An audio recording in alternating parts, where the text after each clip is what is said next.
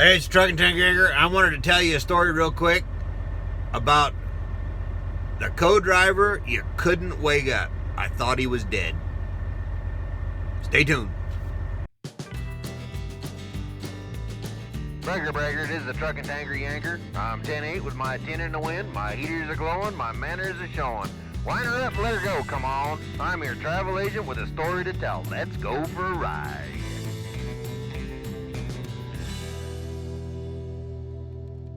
Hey, Truck and Tank Yanker, I'm back. I just wanted to tell you about my co-driver, Bobby. Bobby and I was going from Seattle to LA and back to Seattle. And it was actually at the time of the Rodney King riots.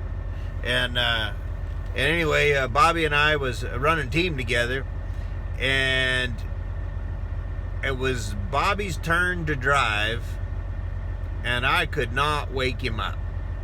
Well, normally when you're driving along and you're running team and you get into this, we're going to Castaic, California to swap drivers and get a pork burrito there, and they had really super good pork burritos at that truck stop, and at a sit-down restaurant. Anyway, we normally about 10-15 minutes, whatever your co-driver wants, you holler at him to wake him up. We were driving a Peterbilt, so I had a separate sleeper back there, and not one of the newfangled ones. This is back in 1991, probably, maybe, yeah, 91 or 92, something like that. So it was an older Peterbilt with a separate sleeper. So anyway, I about 15 minutes out of Castaic, I pushed the curtain open a little bit and I hollered back there, "Hey Bobby, it's your turn." I drove for about another 5 minutes. Sometimes a guy needs a snooze wake up, and I didn't feel. Usually it's like the guy's getting up and stuff like that. You can feel it hopping around the truck. He's putting his pants on and getting his shoes on, and he's doing the whole thing, and the truck kind of hopping around while he's back there doing stuff. I didn't feel nothing. And I had the curtain open about a crack like that. And "Hey Bobby, you awake?" I said it loud. Nothing. And I yelled at the top of my lungs, and I won't do it because I can yell pretty loud, and I don't know what it'll do to your hearing. It'll probably affect mine too. I yelled at the top of my lungs, "Bobby!"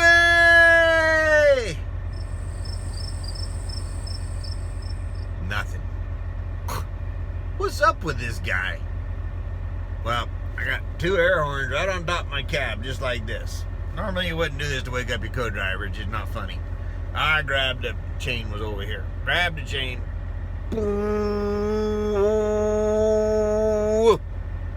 Bobby! Nothing.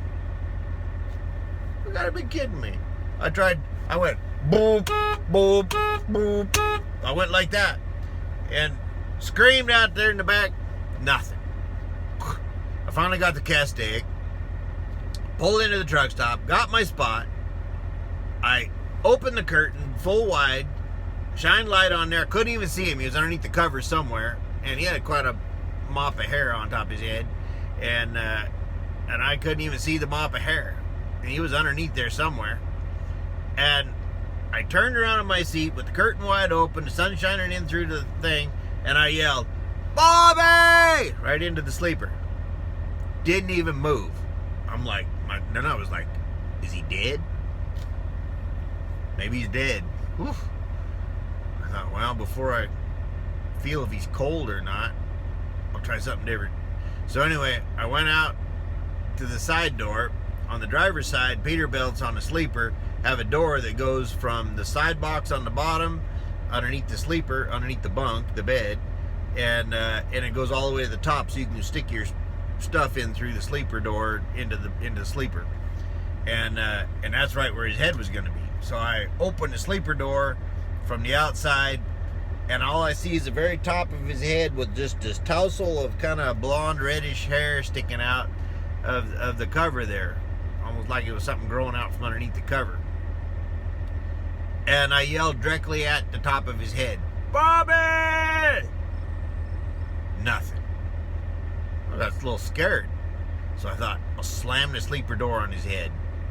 So I took the door and I slammed her as hard as I could, and then I opened it up to see if he moved. He didn't even move. I slammed it again. I picked it up, slammed it again. I opened it, slammed it again. I did that a number of times, and then I open up and I go, Bobby! And finally, you can see the cover start to move like this.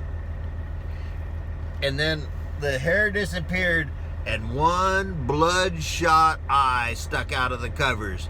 And you hear, Bobby had a real gravelly voice. About the same age as me, but real gravelly voice. He said, yes? I'm like, it's your turn, man. It's your turn. Okay. I shut the sleeper door. I thought, what in the world? Well, anyway, so a couple days later, we're in the yard in Seattle, and Bobby's normal co-driver is Larry. And I was wondering a lot how in the world Larry ever wakes up Bobby. And because Larry's like such a quiet guy. I mean, I couldn't even imagine him yelling or saying anything loud. And he's just very quiet spoken. His wife, Scooter, shoot, can't remember his wife's name. Anyway, she did all the talking for both of them and more. So anyway, we were standing there in a circle, and Larry was standing there, and he wasn't really taking part in the conversation. But I said, I got a question for you, Larry. And he goes, yes. He's just a real quiet guy. And I said, you've been running a team with Bobby for a long time, right? And he said, yes. And I said, how in the world do you wake Bobby up when it's his turn to drive? He smiled at me and he just says, I just open the curtain and I say, Bobby, it's your turn. And I'm like, and he wakes up? He goes, no. And I go, what do you do then? And he goes, when I get stopped and it's time for me to go to bed, I just take my clothes off and I get into bed and I spoon up with Bobby. And he wakes right up. And Bobby's like, yeah, man, that weirdo. That was funny. Anyway, I'm like, I'm not spooning with Bobby. I guarantee you that. I am not going to spoon with Bobby. No way. And anyway, well, maybe I should consider it. I don't know. Maybe if I just threatened him, maybe he'd wake up faster. But that was the hardest sleeping man I have ever met in my life. He was harder to wake up than the dead. I think the dead would have got up, considering everything I did. But there you go. That's what life on the road, co-drivers, co-drivers are all about. It's just like being married with no benefits whatsoever. You just got to be nice to each other. You're stuck in a little box here. You got a long ways to go, and you just got to try to get along. But you can find the humor in it wherever you go. There we go. Hey, now, one of the things that we was always concerned about was keeping the shiny side up and the dirty side down. You don't want to be in the bunk and find that on the opposite side. You don't want to find the shiny side on the bottom and the dirty side on top when you're in bed.